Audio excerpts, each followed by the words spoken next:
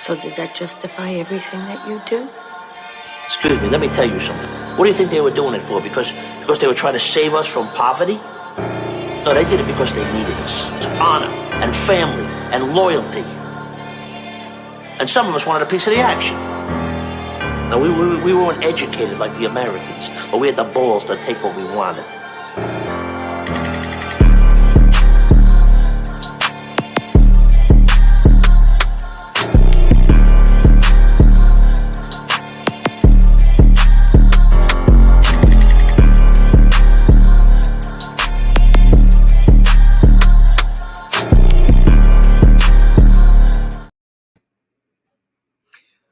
Welcome back, everybody, to this XFL podcast episode on Driving to the Top Productions.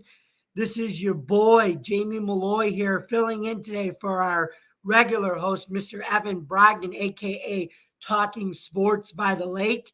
He couldn't make it today because he is stuck at First Energy Stadium as he is a Cleveland Browns fan. Sorry, I mean the Cleveland Browns, but luckily, Adam, who was talking at sports, who is a Pittsburgh Steelers fan, asked me to do the intro today. So I'm Jamie Malloy, and you could follow me at my Twitter at DJ Dog Tags, where I'm constantly growing my followers every day, and be going over the recaps of both the XFL North and Division championship games today. So I would like to welcome our first special guest, who we just found on Twitter. We found him there, and now he's a guest on our show tonight. Please welcome to the stage, Mr. at XFL Jim. Hey, what's up, my man? Good. How you doing, Mr. XFL Jim? Now, I know we just met on Twitter because I just, prior to the show, I sent you a message and you followed me asking if you were going to come on our show, and here we are. So please introduce yourselves to our audience here. Tell us what you like, what you do, and why you like the XFL. So yeah, I'm XFL Jim. I started the all the accounts basically back in right before the 2020 season, probably November, December 2019. I fell in love with the AAF back in 2019, and I was like, okay, this league's special. I like spring football. I've always loved the alternative footballs. It all started with a dream, as many of these things do. The dream of year-round football. I love college football with all my heart. I love the NFL. But when February ends, there's a gap. And that gap was just creating a hole in my chest and a hole in my life. And then I remember the XFL back in 2001. We had the AAF. We have arena football. And then I thought to myself, why can't there be football year-round? And I championed that. And the XFL gave it to me. 2020, that beautiful February and the beginning of March was the best time of my life. It was all my dreams had come true. They were snatched away until the USFL came in 2022 and the XFL this year. I love spring football. I love the access we get to the players, and I've made content on it. I have podcasts. I have videos that I do, and I like to be a little different than other people with the way I cover the sport. I'm a little, I would say, out there. I think you could say out there with the way that I choose to talk about sports, the XFL in particular. I love this league like I love a spouse. I want to marry this league. That's how I feel. I just have an outpouring of love and emotion for spring football, and in particular the XFL. Well, that's how I kind of feel too. And let me tell you something, between you and I and people like you that create a platform like this, and the way you create platforms with the XFL finishing its first year and the USFL finishing its second year, it doesn't really get the national attention that the NFL and college football getting all year round. But these players that are in this league are NFL ready players. And once they get to the NFL, they're ready for that spotlight. So you and I have that type of that marriage to the XFL, to these football round year leagues like a spouse, because it's going to take people like you and I to continue to grow these leagues beyond year one, year two, to really get it national attention. So you have a comment down here, Jim. It's from Chase Simmons, said, "We made it, Jim. Year-long football's a reality." Yeah, it is. That's my boy. Yeah, yes, it is, Chase. We just said that, and I think it's gonna sustain itself too. And it's definitely not going to be like the 2001 XFL where it was basically football and wrestling.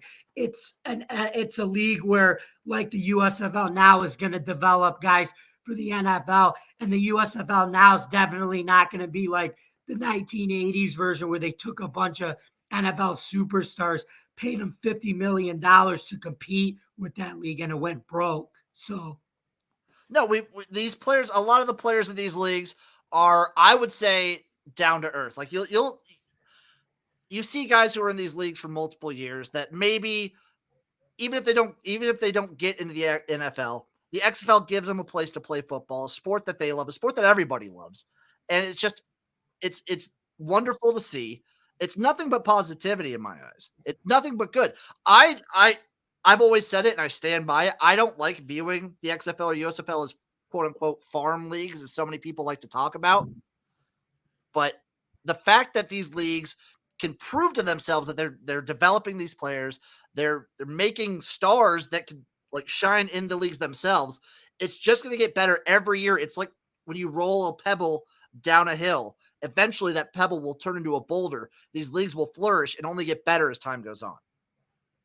Absolutely, XFL Jim, great insight there. Now, I do want to bring on the man behind the scenes who makes this podcast grow. Evan, who is the Cleveland Frowns, I mean the Browns fan, likes to call him a Pittsburgh Squealers fan because they have a rivalry there, but he's really a Steelers fan. So let's bring him on to talk here. And he's also a Pittsburgh Mullers fan of the USFL. Everybody, please welcome Mr. Sports Talking Adam.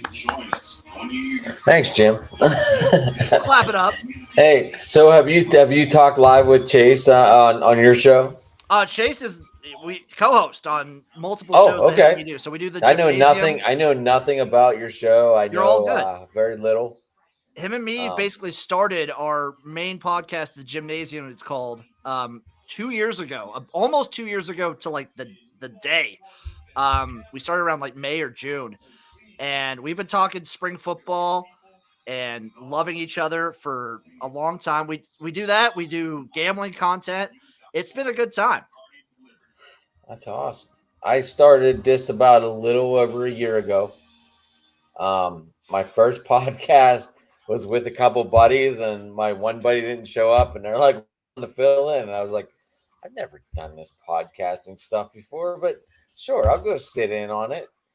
And before you know it, it was like, wait, this is just talking sports with dudes and females in the same. We're in the same, and we're all talking sports. This is just like a normal thing.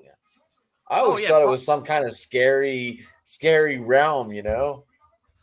I used to think the same thing, but really, it's just kind of just chilling, talking sports. Specifically for me, it's talking spring football, which I will bring up at any chance that I have. And I didn't start doing podcasting until about 2 years ago. And before that, all I did was just short and long form videos where I would just do sketches on the XFL.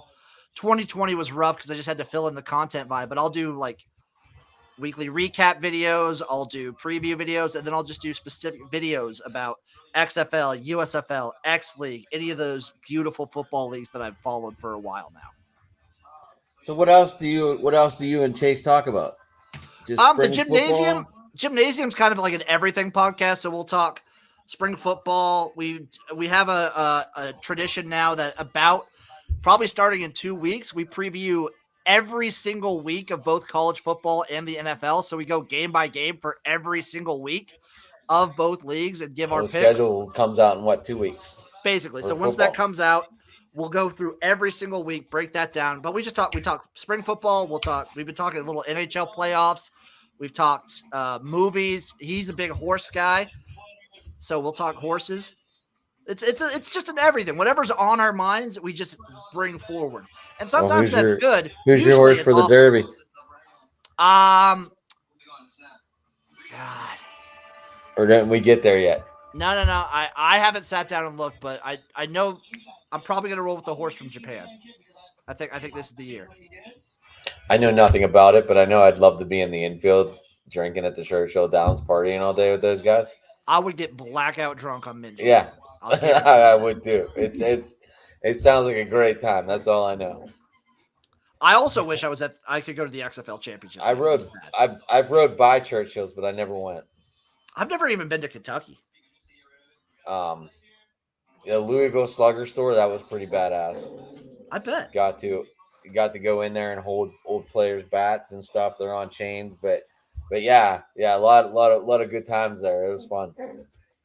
That's sick. I think the only cool sports place I've been is last year. I got to go to the USFL championship game in Canton, Ohio. Oh, did you?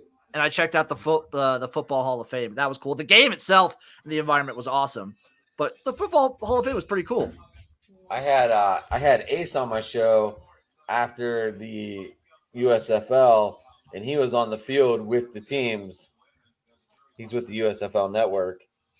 Yeah, I talked to a couple of the guys with the USFL network, and I talked to Webb pretty much once a week. We like hung out a little bit before the game started, and then they all had press badges, and I was the dumb guy that forgot to like even try and sign up for a media pass, so I had no access. But I was just in the stands cheering my throat out.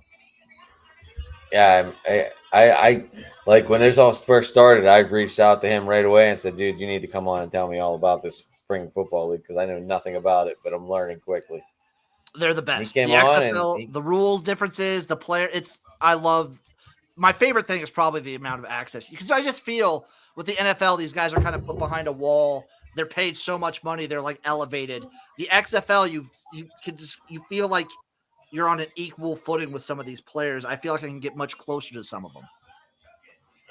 On the USFL side? Both of them, like XFL, USFL, even CFL. I went to the Grey Cup about 2 years ago, the CFL championship, and I had a media pass for that. The players there, like I felt like you could just get a lot more cordial and just fun talking to those players in these other leagues. That's awesome. So you're a traveler. You like to go to these. I would love to. So I've been to 3 XFL games, 2 when I lived in Los Angeles in 2020. I went to 2 LA Wildcat games. Those were both amazing. I went to the Vegas Vipers opening this year. I went to the USFL championship last year, and I've been to the Grey Cup once. I'd love to I would love to go to more games. Well, we're getting back to that time where you can go and have fun again. You're darn right we are. Yeah. So Jamie, you gonna take over or what? Yeah, I will, and I'd like to go back into my. Here's one thing I like to do. XFL Jim, and Adam can attest to this, and Evan's not here. I go over my highlights for games, and I like to channel ESPN Chris Berman because he's the best guy on ESPN, and I feel like when he's not there anymore, somebody needs to take over that. So I like to do that for my for my USFL Spring League or XFL highlight games. So just bear with me. I like it. If I sound fast when I do it, because I'm going to do that for these games. The only thing is you have to admire that he does not look at the camera once he does this. He ducks away. One day, Jamie, you're gonna look directly at this camera and you're gonna nail it. He's just what you gotta do is just put your notes. Like I got my camera right here. Just put your notes right by your camera, and then you're set. Jamie, you looking? You watching? You're gonna learn something today. You just got when you're because I go off notes all the time, and when I do videos, I look down at my notebook all the time that I have. If you want to look at the camera more, the trick is you have your camera like right here. If your notes are just on one page, you can tape your page like right below your camera, so you're looking like right underneath it. Mm-hmm. Okay. All right. Give me that Chris Berman. What game we doing first, James? Okay, so the first game we're doing right here is we're doing the the first playoff game of the XFL 3.0, and we're doing the the South Division Championship game battle for Texan supremacy right here between the Arlington Renegades, coached by Bobby Stoops, and your Houston. The Arlington Renegades, led by Coach Bobby Stoops, and the Houston Roughnecks, coached by good old Wade Phillips, who used to coach for the Bills back in the 90s. So anyway, let's get this thing going. Arlington starts out with the ball, and Louis Perez starts out with a 75-yard touchdown drive, throws his first touchdown pass to Javante Payton, and the 2-point conversion fails, making it 6-0 Arlington. Then we move on to the second quarter. Perez throws to Payton again, and it's a touchdown, and the 2-point conversion is, and according to Bill's Deion Dawkins, you already know it's good, making it 14-0 Arlington. Then we go later in the second quarter. Houston's Jeremy, not Brian Cox, runs it in for a touchdown to make it 14-6. And then the 2-point conversion to Deontay Barrett's good. We only have a 6-point game, but Arlington still leads 14-8. Then later in the second quarter, Perez throws a 14-yard strike to Brandon Argamando for a touchdown, but the 2-point conversion failed, just like the previous two versions of the XFL. But Arlington still leads 20-8. Then later, Henry Russolino, who once tried out for the Dallas Cowboys, kicked a 31-yard field goal, and the kick is good. Arlington with a stunner. They lead the favorite Houston Roughnecks 23-8 at halftime. Could this be possible? Could a team with a losing record go to the league title game? We shall see. We go to the third quarter. Nothing really happens later until Austin Jones. Yes, I got that right. Austin Jones hits a 32-yard field goal to make it 23-11. And keep in mind, folks, Austin Jones was from Nick Saban's Alabama Crimson Tide. But then later, Houston seals the game. Arlington hits another field goal from Russolino. And we have an upset, folks. Bob Stoops, Arlington Renegades, knocked up Wade Phillips, Houston Roughnecks on the road, 26-11. They've done it. They've clinched the XFL Southern Division Championship. And for the first time in any league history, a team with a losing record is going to the league championship game. And they'll be going to San Antonio at the Alamo Dome, home where the San Antonio Renegades played, coached by Hines Ward. They have done it. Now, we will just have to wait and see who will represent the North. Congratulations to Bobby Stoops and the Arlington Renegades. I love it. Love it. This game surprised a lot of people. Surprised me too. It did not surprise me. The way I saw it coming is basically since John Trey Kirkland came out, the Houston Roughnecks have been on a little bit of a downswing throughout the latter half of the season. The Renegades, especially since getting Perez, that was the big turning point for them. They had a good defense throughout most of the season. They already had one of the top 3 defenses in the league. And then adding a guy who makes your offense competent at the very least, if not good at points.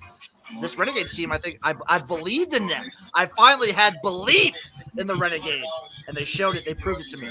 I'm really excited about Davion Smith going from the whole Pizzagate crap in the USFL with Kirby, and then getting kicked out of the league and going to the XFL and saying, you know what, I could play football, and they should let me play. For those historians that remember, Davion Smith was, I believe, tied or the leading rusher in the XFL back in 2020. So he's coming back to roost because he was him and Jacques Patrick were like a 2-headed monster on the Tampa Bay Vipers back in the day. And once Perez came in, I don't know what happened to the offensive line. It looks better. It looks more consistent. The Renegades team, they finally gave me hope. And I think it would be absolutely awesome and hilarious if they win the championship game at 6-6. And I believe they can. I think they can too. I think they're gonna have a bigger crowd. It's not that far from Arlington to San Antonio. They would also make history if they do, because their offensive line coach also won the XFL back in 2001 as an offensive lineman for the LA Extreme. So he'd be the first person to win the XFL as a player and a coach. Yeah, I'm definitely rooting for the Arlington. Got to root for the underdogs. I am too. And Greg McElroy, as an analyst, XFL, he said the quiet part out loud that nobody has said. You watch what they did to Houston. They shut down their running game and everything. And you know how DC is really, really good at running the ball. He said Arlington's defense is actually built to stop the run. And even though Arlington has like one of the best running games in the league, he said Arlington has a defense to be able to slow down even a running game like that's been unstoppable with Abram Smith. So it should be interesting. Not to mention DC. I mean, we'll get to this more when we talk about DC, I imagine, but there's a couple potential injury concerns. They got roughed up in their game, even though they kind of walked away with it, that leave me a little questionable about the defenders going forward. Yeah, and even those penalties that like DC was getting, like Jordan Ta'amu was getting beat up the entire game too. I know he went to the tent, but I mean, we'll talk about that in the next game for sure. Yeah. I think he came back out though. He came back out, but his pinky was rough. And I do think De'Aaron King can be really good, and I think he could win the game. I mean, DC is just solid. They're built solidly. They have really good coaches. They have a really good roster. But I think there's enough smoke there for the Renegades to really get it. So if this game, go ahead, Kim. I was going to say, like you could talk about Reggie Barlow winning Coach of the Year and everything, but there's parity among a lot of these coaches. Like a lot of these coaches were here because like they all won it in every level. Like I said, Greg Williams is a good defensive coordinator, but like Bob Stoops wasn't born yesterday either in terms of of being a coach. And you knew Jimmy Haslett was a winner too. So like all these coaches in the XFL, even though they may not be where Reggie Barlow is, they've all won at a high level too. So there's parity in all these coaching hires. That's why.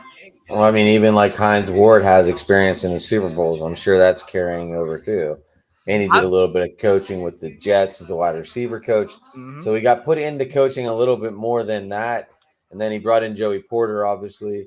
And their linebackers were phenomenal, even though they were 3-7. So, the defense for the Brahmas I thought was pretty good throughout the whole season. And the XFL, if you're going to look at it as from like a developmental role, I think you have to see that's not just for the players.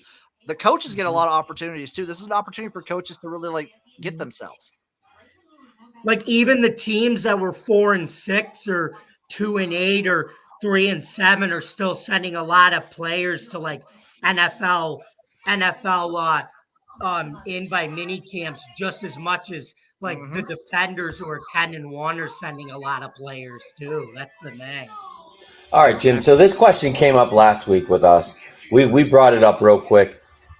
Like AJ McCarron, do you think he's comfortable and would want to go back to the NFL and possibly go back on the back burner, or stay in St. Louis and be a starter and just have fun wilding out with these guys? So he's not. My thought is, based on the fact that, in my opinion, he could have just been a backup without even going to the XFL. He could already have been a backup somewhere in the NFL and made all that money if he wanted to. In that case, I think he joined the XFL because he wanted to be a starter. And I think he stays in the XFL because he's kind of already done the whole backup thing. I think he stays. I think he rides out his career with the XFL. I agree with you. Now, do you think Josh Gordon, the guy on the left of my screen, gets another shot, or does he stay in the XFL too? I mean, he obviously wants another shot. I don't know if the NFL is fully done with him or not. He might be the kind of guy that just stays in the XFL because he has to, not because he wants to. It really depends what the NFL thinks of him. He balled out when he could, and the He fact only that had he's like getting so much 500 yards pressure, though, right? the fact that he's getting as much pressure as he does, you saw what it did for the other receivers in the league too. I think Josh Gordon's probably the ultimate wild card. I don't know. He could be on an NFL team later this year. I don't know if he wants the backup role or the practice squad goal. He's good enough to be in the league. He could be in the XFL next year. He could be in the CFL next year. He could be in the NFL next year, and I wouldn't be surprised with any outcome involving Josh Gordon. I know we're talking about doing a show like should they go or not, but I just wanted to ask you on those two. Yeah, I'm not exactly sure. I think AJ McCarron, I think, stays. Josh Gordon, out of any of the players, no idea. No clue what happens with him. Yeah, I just figured I'd ask you because that conversation came up, like I said. I appreciate that. James, you're the host. Oh yeah, sorry. Oh, dude, it's cool. When I'm hosting stuff, I zone out all the time. It's probably because I'm either drunk or just very. I'm like, no, I'm still listening to you guys because I've got some insight on. He's engaged. I've got some insights on what McCarron wants to do because I follow his Twitter account and he's answered this already many times. Well, go ahead, spill the beans. He's already said on his Twitter, can't wait to come back and play with play for Coach Anthony Beck. Exactly. And all the Battlehawks in season 2 and watch my kids play and try to make the playoffs again for season 2. And I love the fans here and everything, and I want to stay. Exactly, Jamie. I feel like AJ is probably the best ambassador for the XFL going forward that we have right now. Mm-hmm. I feel he was smart. I feel he was one of the smarter ones with his money. I think so. Coming out of Alabama, I feel that he was always one of the smarter ones. His wife also made pretty good money too. I don't even know who she is, but anyway, she was Miss Alabama. She did a lot of modeling. She was the one that Brad Musburger could not get over during the national championship game. He just kept talking about her the whole game. It was hilarious. She even said the comments weren't offensive, though, which is true, though. She even said they weren't. She wasn't offended by it. No, it was just super funny. Yeah, they interviewed, like Matt Lauer at the time interviewed her on the Today Show and asked, do you think those were offensive? And she said, no, they weren't. She seems down to earth after hearing that. Heck yeah. Because, a lot of women, would tend to get offended by that, but she said they weren't. Well, she's from Alabama, so that means she's got some thick skin. Yeah. Damn right.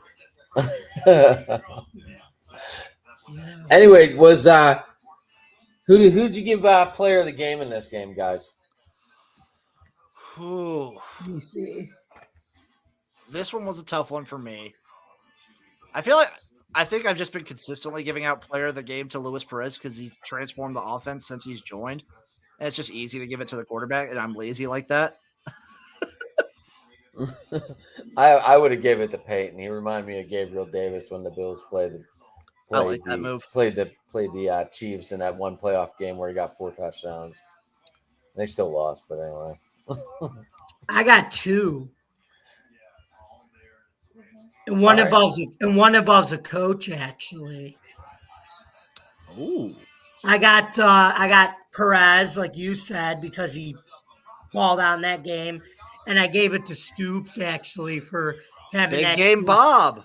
I gave it to Coach Stoops because he actually out-prepared. He had the team prepared because I think Houston thought they were just going to roll them over and the game was at home and they didn't take their losing record seriously. And Coach Stoops went back to his old championship routes at Oklahoma and out-prepared Houston, and they were ready to play them. I thought it was typical Wade Phillips getting prepared for the playoffs. That's fair. I thought it was a combination of that, and then the quarterbacks for the Roughnecks have just been getting exposed the last few weeks. But Quarterback. if it's any consolation, look at all the guys he sent to NFL rookie mini camps, which is the main goal, which is also one of the ultimate goals of this league too. One of the Sea Dragons got called into camp today. One of the Ben linemen. DiNucci, he got invited to the Broncos mini camp. And the Jets. The Broncos one's a real interesting situation for him because that's an interesting situation because Russell Wilson last year did not show that he could play for 17 games. Russell Wilson as a coach this year. I don't want to hear it.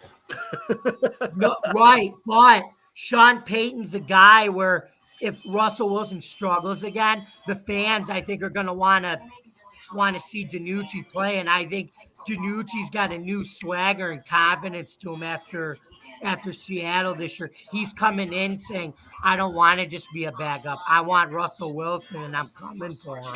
Well, if DiNucci does that, he's got to stop throwing sidearm. I'm going to stand by that. It's been making me a little upset for these past few weeks, seeing him throw sidearm every other throw. He's just right, but he's got that new ego now coming in of I want to compete. I want to compete aside Russell Wilson. He's just got that ego he developed now in the XFL. That's the man. There was a lineman too that got called up, didn't he? There was a bunch. A guy from the Battlehawks got invited to the Bills mini camp actually. I'm pretty sure Hakeem Butler did too. To the Lions. Yeah, Steelers. To the Steelers. Hakeem Butler did. Did you hear that, Adam? Who? Hakeem Butler got invited to the Steelers mini camp. Yeah, the giant receiver from St. Louis. Oh, he was huge. Mm-hmm. You'll love that move if he makes it. No, he's warmed up, so that'll be a big target for Kenny Pickett.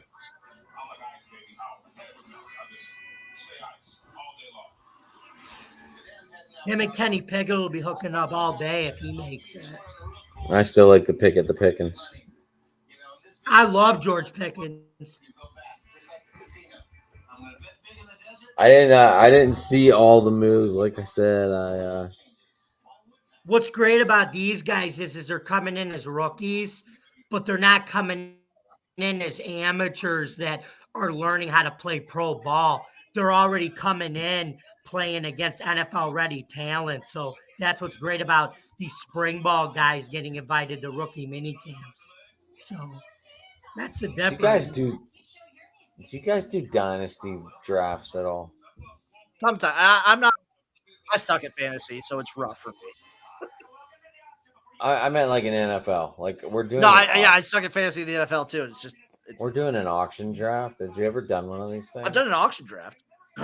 Okay, I went loony. I got Jalen Hurts and Patrick Mahomes on my team now. Ooh. But I spent a boatload of money that I shouldn't have spent. We're only 4 picks in. Yeah, that's the issue with auction drafts. I always feel like I spend way too much money up front. And I was like, "What are you doing?" And I'm like, "I'm getting the face of my franchise for the next 6-7 years." I don't know. Sometimes you got to pay up. I feel. Sometimes you gotta. Did you go with Hurts or Mahomes? It's a double quarterback starting league. So I felt that this was not a bad thing. I don't know. That's just me. Do you want me to do the next game now? Or Jim, do you want to do the next game? I mean, sure. Or do you and Jamie want to split it? I like the way Jamie does his Chris Berman. All right. I'm just asking you to guess. I'm glad you appreciated that. I love it too, Jim. I know you do, Adam. So. I like it. You're into it. I love it. Mm-hmm. Let me click on it. All right. Okay. Let's get it. Let's hear who it is.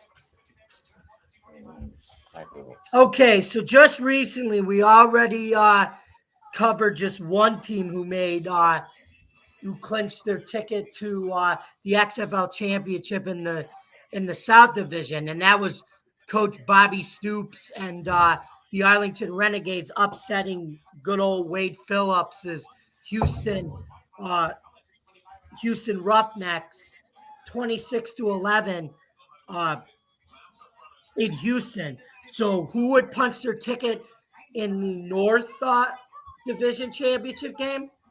Would it be Ben Gucci DiNucci and Jimmy Haslett and the 7-3 Seattle Sea Dragons after starting out 0-2?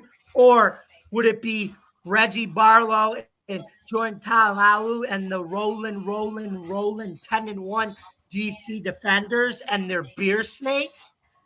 Well, you're just going to have to stick with me to figure out. Here we go, folks. First quarter from Audi Field in D.C. Seattle starts out with the ball, and Dominic Enemy kicks a 33-yard field goal, and it's good. So Seattle surprisingly starts out with a 3-0 lead, but D.C. would tie it as Matthew McCrane would hit a 24-yard field goal. Good. Score is tied at 3.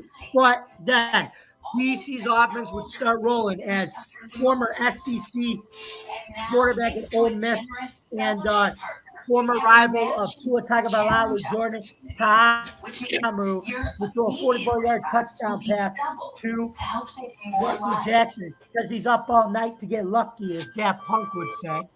But the 2-point conversion would be futile, like resistance on a rocket, and the score would be 9-3 DC. But Seattle would tie it as Gucci DiNucci would throw 15 to Core Pearson, one of the fastest guys in the XFL, but the 2-point conversion would fail. And surprisingly, the score was tied 9-9, a low-scoring game at best. But in the third quarter, the game would start to spiral out of control for Ron Stoops. There it is in the DC Defenders as the Seattle Sea Dragons. My bad. Love their uniforms, by the way. They're nice. They're one of the best in the XFL. And the DC are rolling it. It's one of the best, as I call him, the Emmitt Smith, the Ezekiel Elliott of the XFL.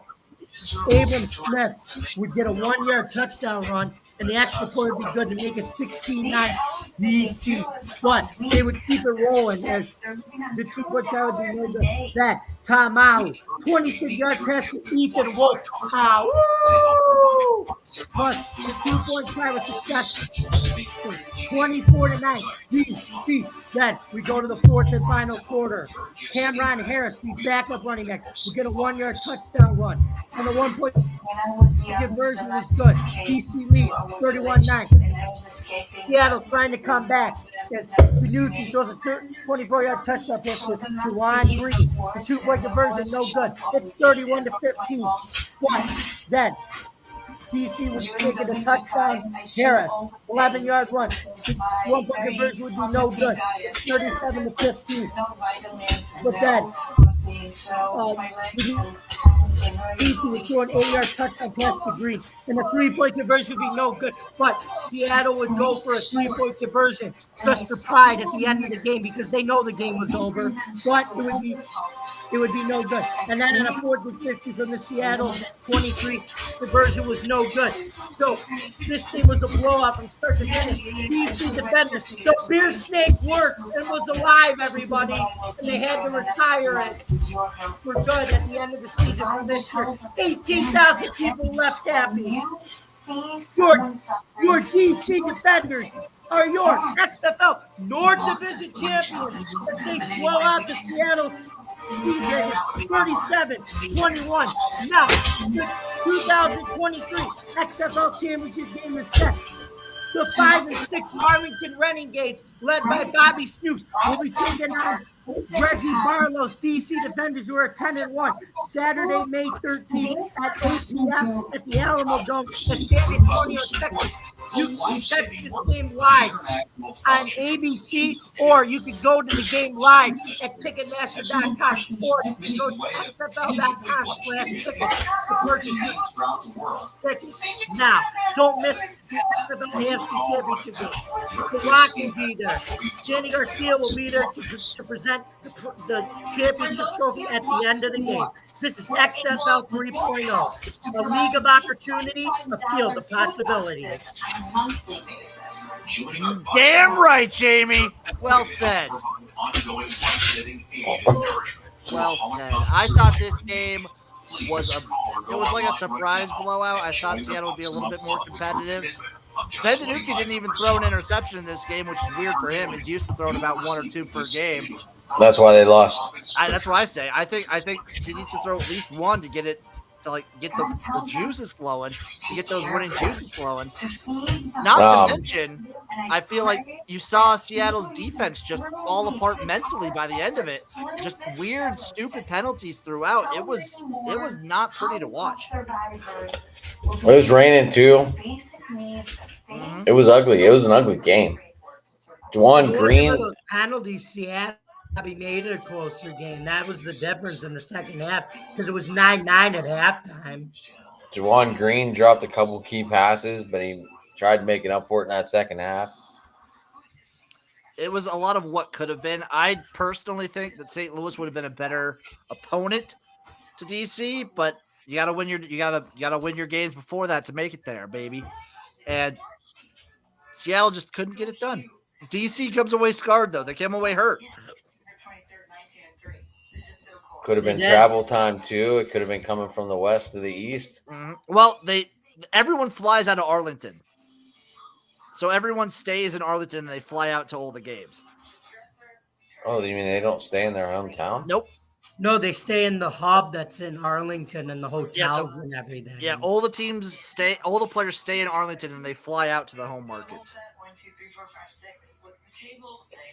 I did not know that. I'm sorry. You're good. And then I think also DC cements themselves still undefeated at home through 2020 and 2023. DC Defenders have not lost a single game at home. So who has the best fan base? Oh, it's hard not to say St. Louis. And Battlehawks. It's that name. Hard. It's that name. They go hard. And it's that stupid Edward Jones Stadium. Well, it used to be the Dome in America Center. It used to be the Edward Jones Stadium. I think it's I gotta go Battlehawks and then probably DC. DC's up there. I was there for a Steeler game. I was there for a Steeler game back in what? I got the history of the name of that stadium, Adam. Well, when I was there, it was the Edward Jones Dome. Right, but originally it was the Dome at America Center. Then they changed it to the Edwards Jones Dome, and now it's back to the Dome at America Center. But I was there the game at Willie Parker blew out his knee. Yeesh. They do got to do something about the grass in that stadium, about the turf. It's AstroTurf, yeah. They got to replace that. They gotta do what Arizona does, how they wheel it out during the week. That would be sick. They wheel it out during the week and they grow it.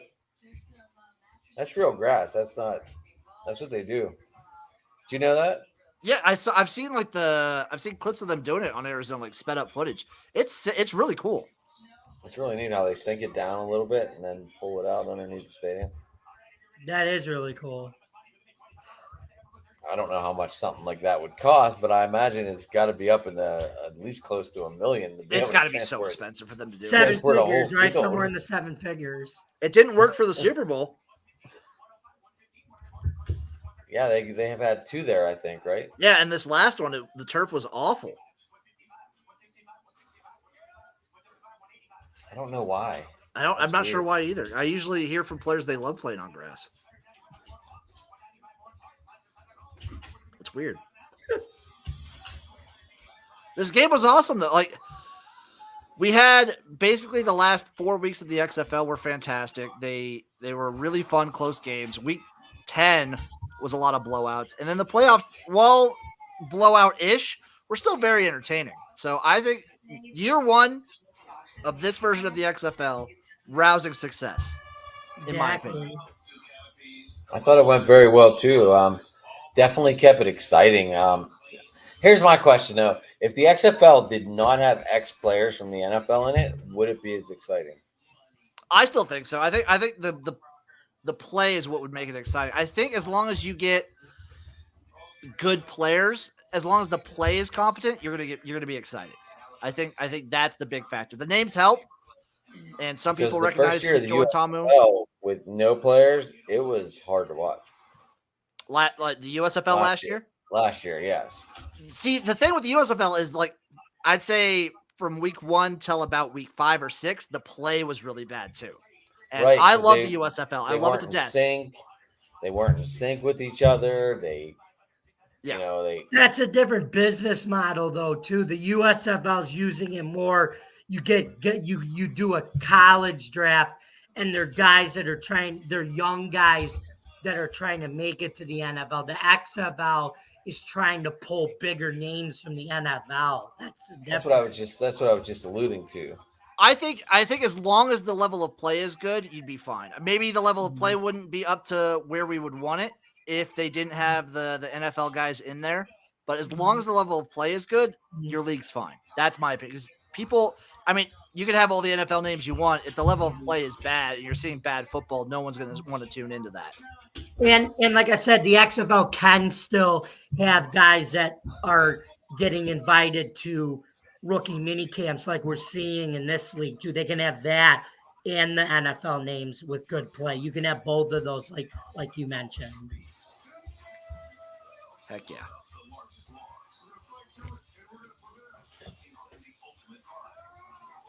This is Jamie's first host, so he is not prepared. Jamie, you're doing fine. Oh, I know he's doing fine, but I'm not going to let Adam come up here and no. Tell me what the. I know I didn't do the hosting accurately, Adam, but I did it the best I could. Oh, you're doing good. You're doing good, but you got to remember that you're the guy. You're the guy today, right? And you got to be like, hey, let's talk about keep this train rolling. Let's talk about the final. Yeah, let's actually talk about a preview of the championship game. Let's talk about that now. Well, I love my first thing right away is I love that it's in a dome, so weather will not be a factor. I like that it's in San Antonio. I think San Antonio is going to be a good spot for the championship game. I actually, originally, I hated that they were taking the week off and waiting till next week to do the championship game and play it. After talking about it with some friends, I love the move because actually when they're doing it next Saturday at the time they're doing it, there's no other sport going on. There's no NBA playoffs. There's no NHL playoffs. There's no USFL at that time. All the games finish earlier. So the XFL championship game will be like the only big sport going on at the time. And it's beautiful. Do you think they worked that out on purpose? I think so. I think so. You think they even talked to USFL about it? Maybe. There might be some interleague talk. I mean, with how much NFL and Daryl Johnson and, it's not real hard to say, hey, I know Daryl. I'll just text him and be like, hey, this is when we want to have our championship game. You think anyway, maybe we can do some earlier. The leagues, like they do seem to do the thing of not wanting to, they pretend that the other league doesn't exist a lot, where the XFL try to pretend the USFL doesn't exist. The USFL tries to pretend the XFL doesn't exist because obviously they want the best talent that they can get. But there might be some little communication going on between the two. Yeah, exactly. But with the celebrity statuses of both The Rock and Daryl Johnson, I mean, you pretty much assume that they both know each other. So. Oh, you'd have to assume so. Yeah. Well, I was thinking even Hines Ward, Joey Porter. Oh yeah, Anthony. Everyone knows Moose. Yeah. I'm sure it's not real hard getting in contact, and finding their way. Like, hey, you think you just let a word in that? It's probably that, and also like a regular season USFL game versus the XFL championship game. Maybe they're worried that some people would be watching. Like, maybe that would take away from the USFL that weekend. Who knows? There's probably a lot of bits and pieces that go into it. I just love that it's the only real thing going on at the time. Yeah, exactly. Smart Just like how I move. love the USFL Championships, like the only major thing going on at that time, July 4th weekend. Yeah, I hate how they have to choose. Like, do I want to go to Canton or do I want to go be with the family for that 4th of July week? It's rough. Every league has to deal with that. NBA players on Christmas. I guess NFL players on Christmas now too. Thanksgiving. I'm talking about like if Yeah. you're with your family and you're out for the 4th of July. Like, is your wife really going to go, hey, why don't we go to Canton? To watch You know some what I mean? USFL? Hell yeah. It was electric. I I'll can't- recommend it. So, guys, do you want to give your picks and predictions on the championship game? Who do you think's gonna win between Arlington and DC, and what do you think the final score is gonna be? I could do that, Jamie. So I'm a gambling man. I took a ticket at 14-1, which means for those of you who don't gamble, I bet like $100. I win $1,400 if the Renegades win. I think the Renegades are a hot team. I think their defense is good enough to be able to stop DC. I'm worried about some potential injuries on the DC defenders. And I think the Renegades could do it. I think the Renegades they're the hot team right now going in. And I like what they've shown. I'm going to take the Renegades. I'm going to take the Renegades to win it 24-22. Renegades win 24-22. Nice. What about you, Adam?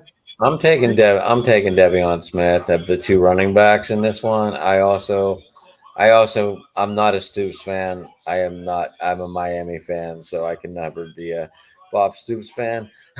Big game Bob, though. It's big game Bob. I know. I'm definitely taking the Renegades at close to home, and I'm hoping this guy wins like $1,400 if you put 100 on it. No, but what about the score? You haven't said the score yet. He's got 24-22. What do you got for the score? I think it's gonna be 17-10, 17-9. I like that. I can see it being low scoring too. Yep. I think they're gonna hold them to 3 field goals. Mm-hmm. If you want to go on a bolder prediction. I mean, you could do 3 field goals, a touchdown, And a and 3-pointer. no conversion plus a field goal. Maybe a touchdown plus a 2-point conversion. There's a lot of different outcomes. I'm with, I guess what? I'm going to go for the complete suite. I got Arlington and Big Game Bob with another upset. Just like how they stopped the run against Houston. Like you said, XFL Jim, DC got beat up from the Seattle game, and I think they find a way to stop the run and put up 20 against DC, and I think they win. I think they win 20. I think maybe they win 26-14 against DC. Kind of a low scoring game like they did against Houston. I can see it. All right, so we all have Arlington. I don't like that. I don't like when everyone's in consensus. I don't like this. This has got me worried now. Why? Every time you see the commentators in consensus, that team almost never wins. I feel like I'm scared now. I'm not a DC fan. I feel like the Renegades are just heating up at the right time. Exactly. Me too. I mean, we'll see. We're giving Bob Stoops 2 weeks to study this team. He's like Bill Belichick. Big game Bob. I'll say that over and over again. Big game Bob. Big game Bob. But I mean, he's able to prepare this thing like Bill Belichick does for like a Super Bowl. He has 2 weeks to study all the tape. He knows who his components are. Or, I mean, his opponent's components. Jesus. Anyway, but he has 2 weeks to break this team down. I mean, they both do, but I feel Stoops is a little bit better at this. Mm-hmm. Just like it would, just that's why he won all those national championships or all the big games at Oklahoma. He had a month to prepare for that, though. Yeah. Mhm. All right, what did I said 17-9. You said 24-16, Jan? Me, I said 26-14. I said 24-22.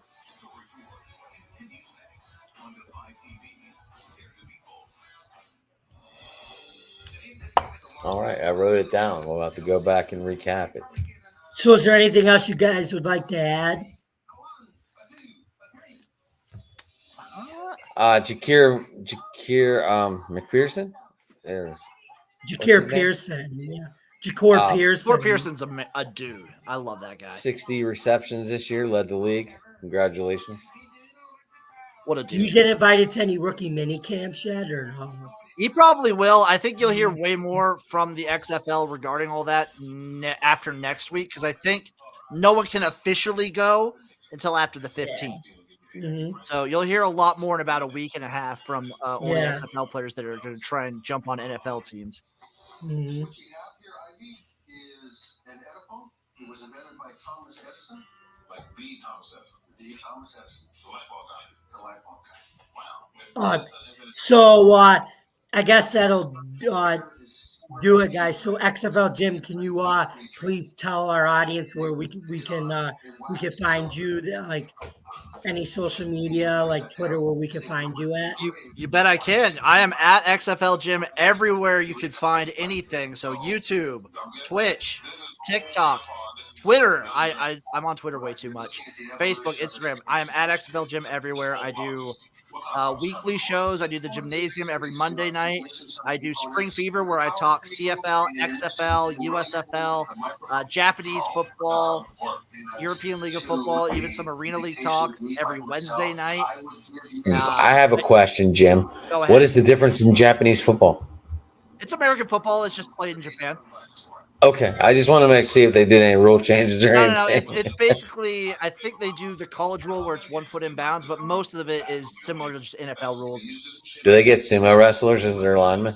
The big story right now in the college scene is an amateur sumo, like the best amateur sumo guy coming out of high school. I think he's now trying to pivot to join like college football in Japan and join on he's trying to work his way onto an NFL team. That'd be huge. But they have Japanese players and there's even a couple American players that play over there.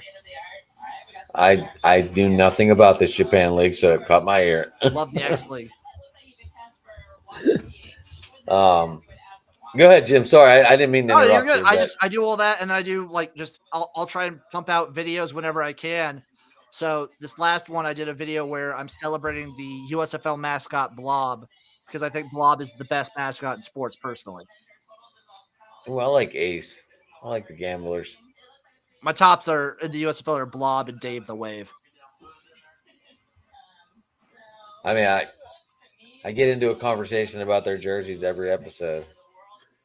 Oh, the Gamblers jerseys are sick. Well, how do you think the Stars got their jerseys?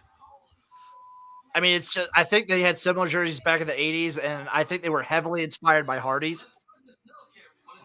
It looks like the Hardee's logo, but I love how dumb it is. I love the Stars. Well, Miles Tannenbaum owned them back in the 80s. Yep. He's from Queens, New York. Okay. So he probably grew up a Giants fan. Probably. And probably hated the Eagles. And back then in that division, it was the Redskins, Cardinals, and Dallas. And then we had Philly and New York, right? Mm-hmm. So Miles Tannenbaum's like, you're not getting green and silver, and you're not getting any of the blue and gray. So they went with the Dallas Star on the hat, the red for the Cardinals, and the orange for the Redskins. You know what? I like that. I could get into this jersey too. Was that the Maulers? Yeah, last year's version. The terrible looking like off-brand Clemson uniforms they had last year. Well, Eddie DeBartolo Sr. owned us back in the 80s. And who was his son? Yeah. Eddie DeBartolo Jr., right? Yeah. Who was chasing the Steelers with the Niners. Gee. So he probably pleaded with his dad not to give them the black and gold. I don't know what they had back in the 80s, what their colors were. It was purple and orange. Was the purple and orange still? Yeah, Okay. that's from Eddie DeBartolo Sr. because I had a feeling he couldn't piss off his son by giving away the colors. That's sick. We're I mean, getting a they're from history lesson. They're from Right? Youngstown. I like it. I never got into like the sea foam and the Breakers jerseys. Yeah. Remember, they're from Portland. They used to be Yep. up in Portland. And in Portland, Maine, there would be so much foam on the sea that's how they came up with that white. That's not really a wave, it's sea foam. Huh. And then they moved to New Orleans, so Okay, thanks, Jim. Adam, yeah. you're the star of and the producer of this podcast. Tell us all where we can find you. At Hammer Time Pit, at Sports Talking It, driving to the top. We're on YouTube. We're on Twitch, which we're on Twitch, but we have no idea how it works. Twitch is wild. I'm still trying to. I've dipped my toe in. I live stream every XFL and USFL game where I watch along. People can hop in. I'm still trying to figure out Twitch myself. It's wild. We're on Twitch right now, but I have no idea if anyone's seeing it. I have no idea how to grow that stuff. Twitch is probably from what I've done. I'm small too. It's probably the hardest thing to grow out of any platform, in my opinion. Well, Jim, stick around for a minute after we get off of here. Jamie, close it out. How do we get a hold of you? Okay, so before we close out this great show today, you can follow me on Twitter, Jamie Malloy at DJ Dogtans. I'm constantly growing my followers every day. So if you could go onto my Twitter channel, fantastic. Also, you can check out my my writing web samples, my sports writing samples at DefiantTakesFootball.com, where it's a football exclusive website I write for. I write about stories that are football exclusively on Syracuse football, NFL, and both the USFL and the XFL. You can also please go to YouTube and view and subscribe to our YouTube channel. This podcast we do for spring football called our YouTube channel called Driving to the Top Productions with our wonderful producer here, Sports Talking, aka Adam. And if you could view our podcast and subscribe to our channel, that would be great. Thank you very much. We appreciate it. Hell yeah. All right, guys. We're going to close this out here. I thank you all for tuning in. And let's get out of here. So does that justify everything that you do? Excuse me, let me tell you something. What do you think they were doing it for? Because they were trying to save us from poverty? No, they did it because they needed us. It's honor and family and loyalty. And some of us wanted a piece of the action. Now, we weren't educated like the Americans, but we had the balls to take what we wanted.